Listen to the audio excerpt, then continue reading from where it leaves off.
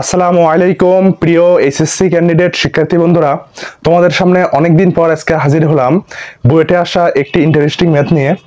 এটা হলো ভৌত আলোক বিজ্ঞান সেকেন্ড পেপার, অর্থাৎ ফিজিক্স সেকেন্ড পেপারের ভৌত আলোক বিজ্ঞান চ্যাপ্টারের একটি ম্যাথ নিয়ে চলে এলাম তোমাদের সাথে। চলো আমরা ম্যাথটা করা শুরু করি। কি বলছে এখানে? বলছে নীল এলইডি হতে নিঃসৃত আলো একটি অপবর্তন গেটিং এর উপর লম্বভাবে আপতিত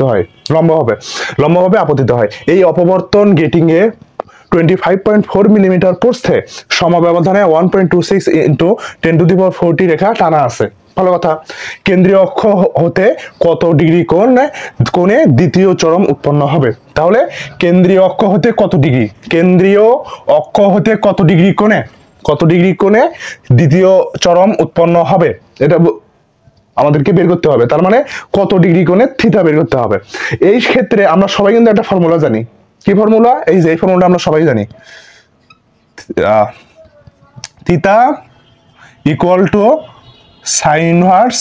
সাইন ইনভার্স তারপরে হলো বড় হাতের এন ছোট হাতের এন ল্যামডা। এই ফর্মুলাটা আমরা সবাই জানি না? সবাই কিন্তু জানি। কি ফর্মুলাটা? Theta equal to sign inverse বড় হাতের এন ইন্টু ছোট হাতের এন ইন্টু ল্যামডা, তাই না? এখন এই থিটার মান বের করলে কিন্তু আমাদের অঙ্ক শেষ, তাই না? হ্যাঁ, এখন আমরা কি আমার তথ্য দেওয়া আছে, আমাদের এখানে কি তথ্য দেওয়া আছে দেখি। এই যে বলছে দ্বিতীয় চরম, কেন্দ্রীয় অক্ষ হতে কত ডিগ্রি কোণে দ্বিতীয় চরম মানে কি? এন ছোট হাতের এন ইকুয়াল টু 2, ছোট হাতের এন ইকুয়াল টু কত?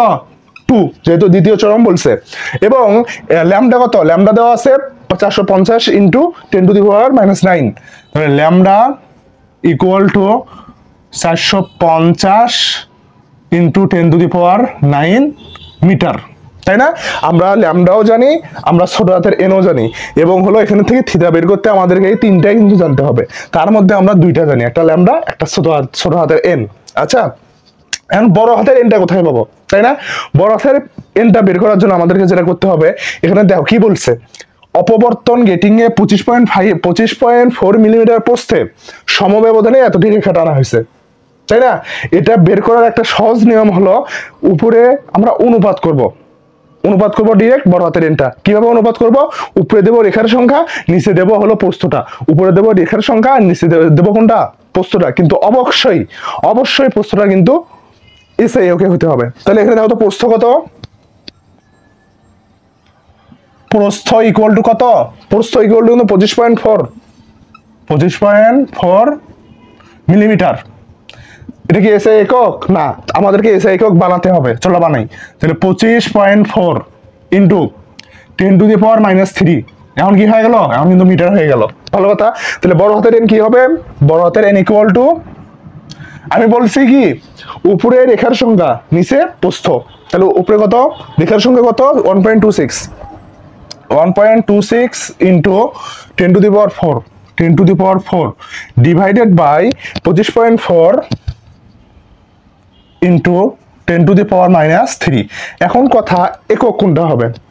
আমাদের এখানে টি, এখানে কিন্তু মিটার, এই যে মিটার, এখানে টি, এখানে মিটার, তাহলে একক কি হবে? পার মিটার একক হবে। তাহলে এটা এককটা হবে পার মিটার। আমরা এখানে মিটারটা কারা দিয়ে দিলাম, পার মিটার এককটা হবে। আমাদের সব তথ্য আমরা এখন জানি, আমরা মান বসাবো। খুব সোজা অঙ্ক। সাইন ইনভার্স 1, এটা বুয়েট 14-15 সেশনে কিন্তু এসেছিল। কত সালে? বুয়েট 14-15 সেশনে, বুয়েট 14-15 সেশনে এই ম্যাথটা কিন্তু এসেছিল। ঠিক আছে, সহজ ম্যাথ। আচ্ছা, সাইন ইনভার্স এন এর মান কত? 1.26 ইন্টু 10⁻⁴ ডিভাইড বাই 25.4 ইন্টু 10⁻⁻3 গুণ 2 গুণ ল্যামডা কত? ল্যামডা হলো 450 ইন্টু 10⁻⁹, তাই না? আমরা মান বসাইছি, এখন আমরা ডাইরেক্ট উত্তর বের করবো। কত আসে দেখি? 1.26 ইন্টু 10⁻⁴ ভাগ 25.4 into 10⁻⁻3 into 2 into 450 into 10⁻⁻9 45 shift 26.74 26.74 degree 26.74 degree answer শেষ, সেটাই অ্যান্সার। ঠিক আছে, ভিডিওটি ভালো লাগলে অবশ্যই লাইক কমেন্ট শেয়ার করতে ভুলবে না। আজ এই পর্যন্তই, সবাই ভালো থাকো, সুস্থ থাকো। আসসালামু আলাইকুম ওয়া রাহমাতুল্লাহি ওয়া বারাকাতুহু। টাটা।